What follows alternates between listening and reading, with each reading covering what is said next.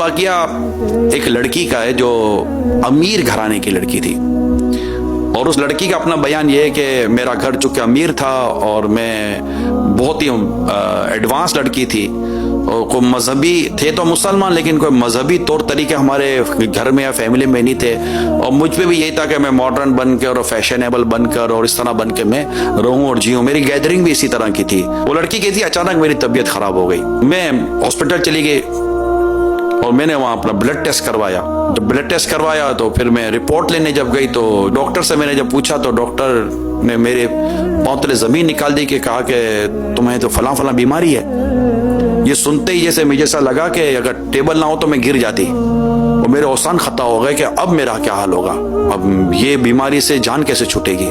اس حالت میں اس کو اپنے رب کی بھرپور یاد آئی، بہت روئی، اپنے رب سے بہت معافی مانگی، خوب استغفار کی، اور اپنے آپ سے گویا کہنے لگی کہ آج کے بعد میں اپنے رب کی نافرمانی نہیں کروں گی۔ اب جو اس کو یہ تھا کہ بعد میرے سے بلیک وارنٹ ایشو ہو گیا، اب جو ہونا ہے میرے ساتھ ہونا ہے، اب میری بقیت عمری زندگی جتنی سانسیں میں اپنے رب کی عبادت میں گزاروں گی۔ اب وہ عبادت کی طرف آئی، قرآن، تسبیح، عبادت، ریاضت اور رب کے حضور رونا، استغفار، یہ میری زندگی کا معمول ہو گیا۔ میری ساری گیدرنگ سب میں نے ختم کر دی کہ بس اب میری زندگی کی جو سانسیں باقی ہیں میں اپنے رب کی عبادت کروں گی۔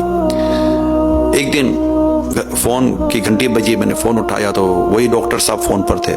ڈاکٹر صاحب نے فون کیا، کہا کہ وہ بیٹی ایک بات کرنی ہے آپ سے، ایک بھول ہو گئی، اور یہ بھول بھی نہیں کہیں گے، یہ تو مجرمانہ غفلت، یوں کر کر کے ڈاکٹر صاحب باتیں کرتے رہو۔ میرے تو سانسیں اکھڑنے لگی کہ نہ جانے ڈاکٹر صاحب کیا مجھے خبر سنائیں گے۔ تو ڈاکٹر صاحب نے کہا کچھ سمجھ نہیں پڑی بیٹا کہ یہ کیسے ہو گیا، ہونا نہیں چاہیے تھا، ایسا کبھی ہوتا نہیں ہے مگر یہ ہو گیا۔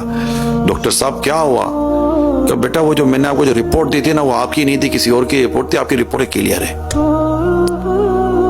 وہ ہے نا آ گئی جہاں تنے بے جہاں میں آنا کیا ہے، یعنی بالکل لڑکی کہنے لگی کہ جیسے کہ مجھے ایسا لگا ہے میں بادلوں میں اڑ گئی ہوں، میری وہ خوشی کی تو میری انتہا نہ آ رہی، میرا ڈپریشن اور سب ختم ہو گیا۔